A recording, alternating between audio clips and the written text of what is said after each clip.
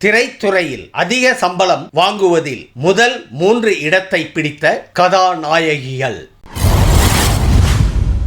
அன்பு தமிழ் நெஞ்சங்களுக்கு மெர்சல் கெலாட்டாவின் அன்பு வணக்கம். வாங்க இன்றைய காணொளி இதோ.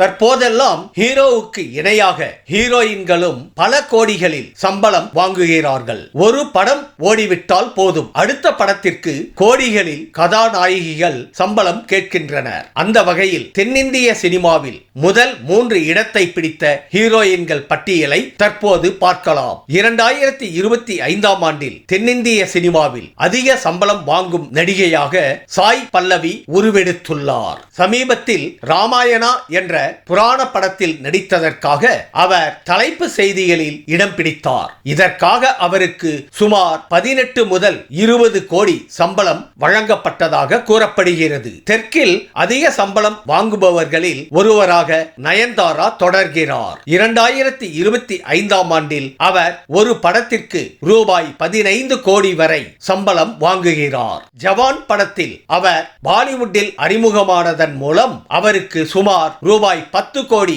வருமானம் கிடைத்ததாக கூறப்படுகிறது. அடுத்து நடிகை ராஷ்மிகா மந்தனா புஷ்பா படத்தின் மூலம் ட்ரெண்டிங் ஆனார். 2025ஆம் ஆண்டில் சல்மான் கானின் வரவிருக்கும் சிக்கந்தர் திரைப்படத்தில் நடித்ததற்காக இவருக்கு ரூபாய் 13 கோடி வாங்கியதாக கூறப்படுகிறது. புஷ்பா 2 படத்திற்கான அவரது சம்பளமும் சுமார் ரூபாய் 10 கோடி என்று கூறப்படுகிறது.